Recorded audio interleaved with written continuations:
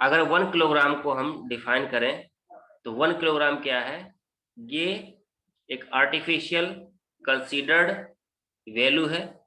किसकी वैल्यू है? प्लेटिनम और इरेडियम मेटल की बनी हुई एक बॉडी है जो सिलेंड्रिकल शेप में है। फ्रांस के पेरिस उसकी कैपिटल है। उसके सेब्रे नामक एक ऑफिस है वहां पे, इंटरनेशनल वेइंग एंड मेजरमेंट की, वहां पे ये रखी हुई है। और दुनिया में जितने भी किलोग्राम्स हैं, जैसे देखो यहाँ पे अगर डेफिनेशन से इसको देखोगे तो क्या लिखा है यहाँ पे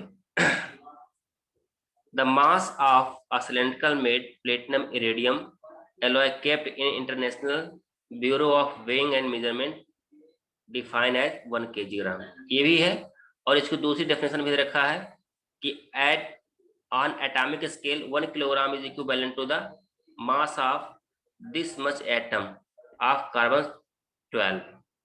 तो ये भी कह सकते हो कि इतने कार्बन 12 के इतने एटम्स को एक साथ ले लो आप, और उनका जितना वेट होगा वो सारा 1 किलो के हिसाब से आएगा, यानी 5.0188 10⁻25 एटम्स को इकट्ठा कर दो एक जगह, और जो उनका वेट आएगा उसे हम 1 किलोग्राम बोलते हैं। तो ये है आपकी स्टैंडर्ड डेफिनेशन। ये स्टैंडर्ड डेफिनेशन है, इसको आप याद कर लो तो बहुत अच्छा है, कोई दिक्कत नहीं। नहीं तो आपके सिलेबस में जो है ये है आपकी, ये है, ये ऊपर वाली ये आपके सिलेबस में है कि the mass of cylindrical made platinum iridium alloy kept in international bureau of weighing and measurement is defined as 1 kilogram. ये इतनी बात हो गई। अच्छा, अब बात आती है यहाँ पे जो आपको समझना है, क्वेश्चन क्या बनता है कि हम ये प्लेटिनम और इरेडियम क्यों लेते हैं? कोई बताएगा भाई? क्या एलॉय, एलॉय क्या होता है? कोई बताएगा भाई क्या होता है एलॉय?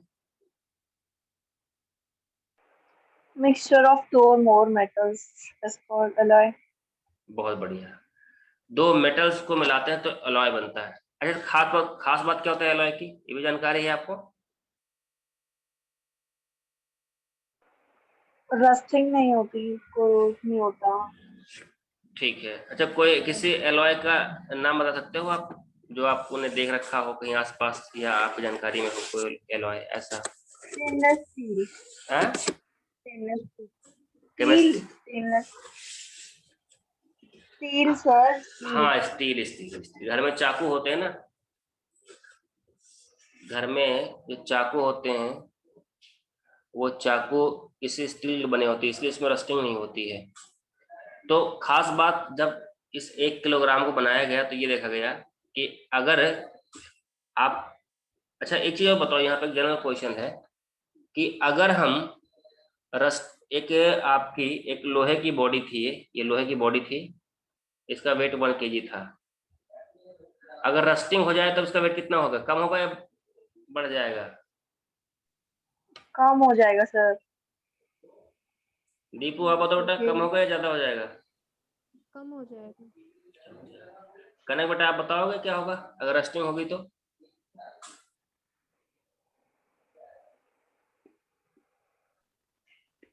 सर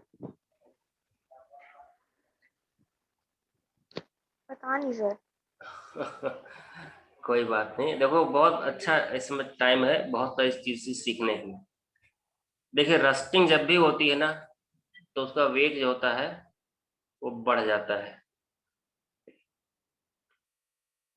ध्यान रखिए, हमेशा जब भी रस्टिंग होगा वेट उसका बढ़ जाता है। तो इसीलिए यहाँ पे एलॉय लिया गया था कि एलॉय लो जिससे रस्टिंग ना हो। तो जो 1 किलोग्राम आपने ढूंढ के रखा कि भाई ये बॉडी हमारी 1 किलोग्राम की है तो ये 1 kg ही रहे, रस्टिंग होने पे ये 1 किलो से बढ़ जाएगी। इसीलिए क्वेश्चन आता है कि why we choose platinum iridium alloy for 1 kilogram measurement. तो the reason behind that, there is a less possibility of rusting. Due to this, we use alloy to consider 1 kilogram weight mass. अगर उसमें rusting हो जाएगी तो उसका मास क्या होगा, बढ़ जाएगा, और बढ़ जाएगा तो फिर वो हमारे लिए जो मेजरमेंट है वो गलत हो जाएगा।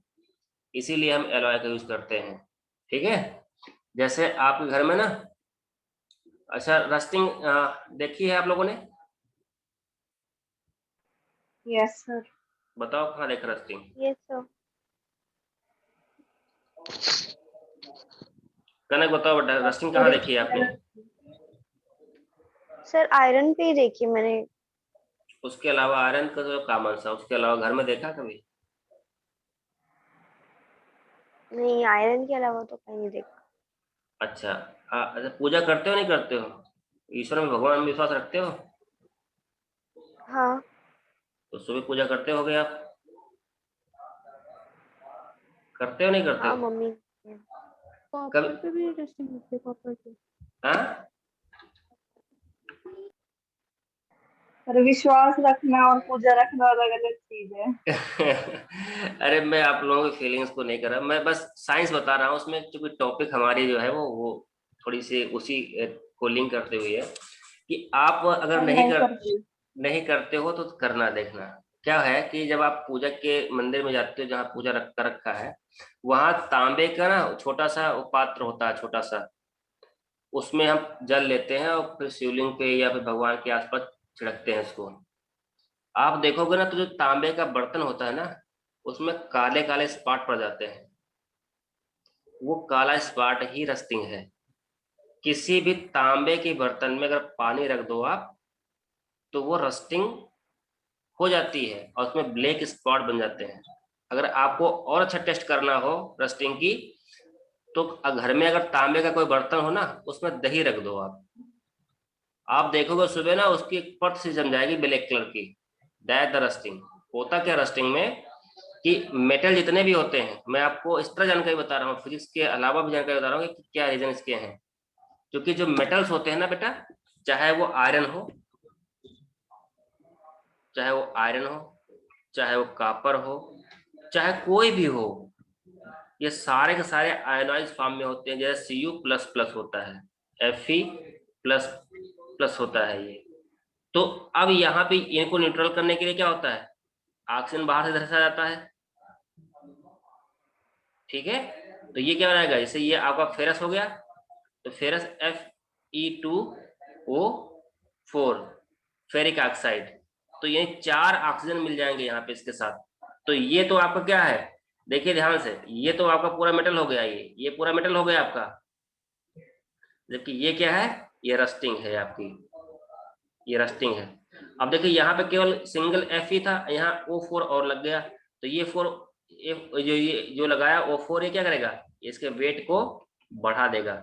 रस्टिंग होने के बाद वेट जो है वो बढ़ जाता है। आई थिंक क्लियर हो गया सबको ये doubt? Yes sir. Yes sir. हाँ, ये छोटी छोटी बातें बच्चों ना, एक्चुअल में अभी अपने पास टाइम भी है और हमें सिखाने के लिए बहुत कुछ है। मैं चाहता हूँ कि आपको पूरी नॉलेज, कंप्लीट नॉलेज मिले हर एक टॉपिक के डेप्थ तक। इसलिए मैं, जबकि ये मेरा टॉपिक नहीं है, ये केमिस्ट्री वालों को बताना चाहिए, लेकिन यहाँ पे आया तो अब आपको दोनों फायदा हो जाएगा। यहाँ भी सीख लिया आपने, केमिस्ट्री में भी सीख लिया। क्योंकि यहाँ क्वेश्चन आता है कि why we use the alloy. पता है भाई एलॉय क्यों यूज करते हैं, क्योंकि रस्टिंग कम से कम होती है उसके अंदर। क्लियर हो गई बात? Yes sir. चलिए, तो हमने एक टॉपिक को यहाँ पे कवर कर लिया और वो था 1 किलोग्राम। अब हमारी तीसरी टॉपिक जो है, तीसरा पॉइंट हमारा जो है, वो हमारा है 1 सेकेंड।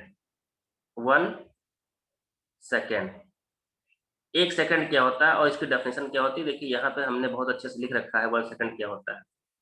देखिए 1 second is defined as the time interval of 9192631770 vibration of radiation of caesium 133 atom. ठीक है, this radiation corresponding to the transition between the hyperfine level, ground level. ये तो चलो अलग केमिस्ट्री की लैंग्वेज में आ गया, इसको छोड़ दो आप, मैं आपको बहुत सिंपल लैंग्वेज में बता रहा हूँ। देखिए, एक अपने पास मेटल होती है, ध्यान करिएगा, सीजियम।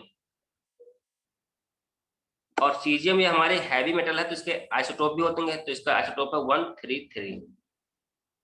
आपको जान के हैरानी होगी, सीजियम के बारे में थोड़ी सी जानकारी बता देते हैं आपको, ताकि आपका एक पॉइंट क्लियर हो जाए। सीजियम, सीजियम और एजी, सीयू, एल और ये आपका Fe।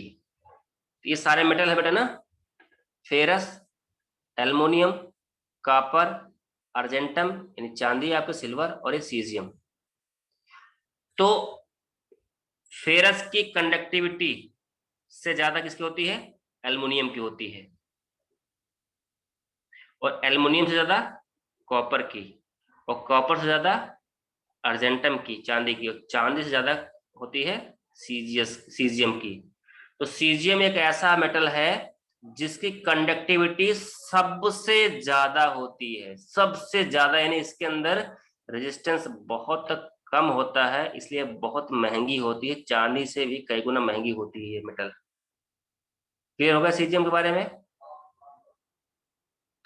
Yes, sir. हाँ। तो अब जैसे अभी देखो, अभी जो अपने यहाँ वायर लगे होते हैं वो किसके लगे होते हैं? वो लगे होते हैं कॉपर के।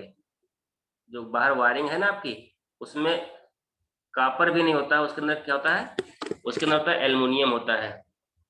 ये एल्युमिनियम जो आपके घर के बाहर लाइन आती है करंट की ना, वहाँ एल्युमिनियम के वायर होते हैं। अगर एक कॉपर का और चांदी का तार लगा देना तो लोग रात में तार ही काट ले जाएंगे, तो कुछ मिलेगा ही नहीं। सरकार भी तार लगाती जाएगी, लोग वो वायर काट काट के ना अपनी ज्वेलरी बनवाते जाएंगे आराम से।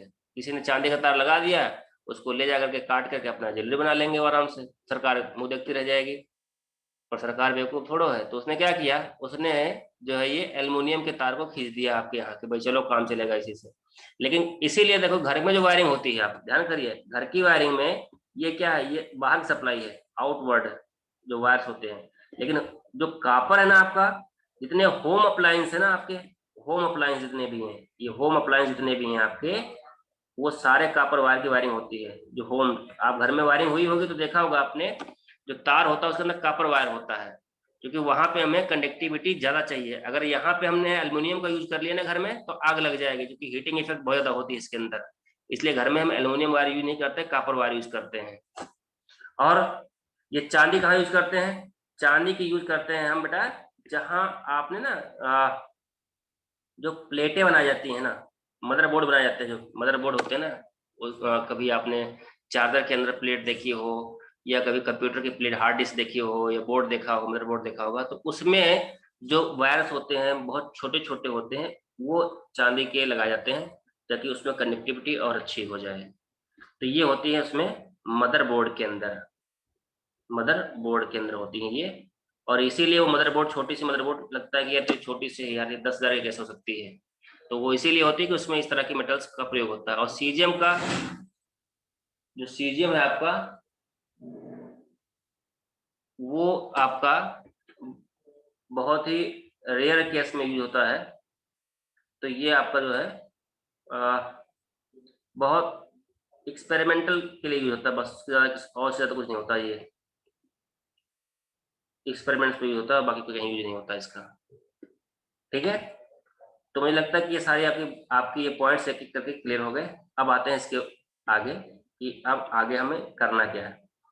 तो हमें पता क्या करना है, हमें पता करना है भाई 1 सेकंड क्या है। हमें ये सब तो एक्स्ट्रा नॉलेज बताया मैंने आपको, पर सीजियम 133 को हमने लिया क्यों? तो सीजियम 133 का जो एटम है ना, इसका एटम जब 9192631770 टाइम वाइब्रेट करे, तो इस वाइब्रेशन में, एक मिनट, वाइब्रेशन में जो टाइम लगेगा, वो टाइम जो है, यानी इतने सारे ऑसिलेशन करने के बाद, ये इतने सारे ऑसिलेशन करने के बाद जो समय लगता है, वो 1 सेकंड लगता है। क्लियर? एक मिनट बेटा, इसको जो